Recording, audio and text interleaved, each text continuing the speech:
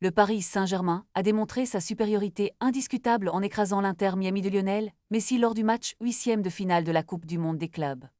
Le PSG, arborant fièrement son maillot rose, a pris le contrôle dès le début, inscrivant 4 buts avant la pause, laissant les Floridiens sans réponse.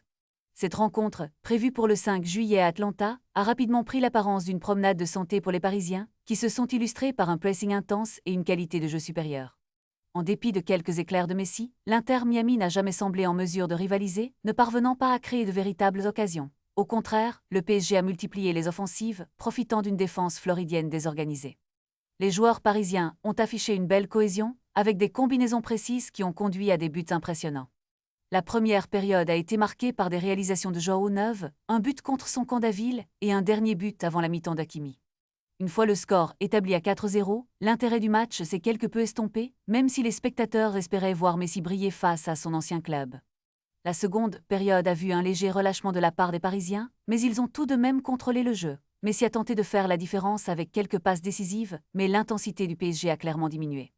Ousmane Dembélé, de retour de blessure, a fait son entrée à la 62e minute, mais n'a pas pu changer la dynamique du match. Malgré des tentatives de Miami pour réduire l'écart, le PSG a su conserver son avantage sans être réellement menacé. Le match a ainsi mis en lumière la différence de niveau entre les deux équipes, et le Paris Saint-Germain se dirige maintenant vers les quarts de finale avec confiance, prêt à affronter le gagnant du duel entre le Bayern Munich et Flamengo.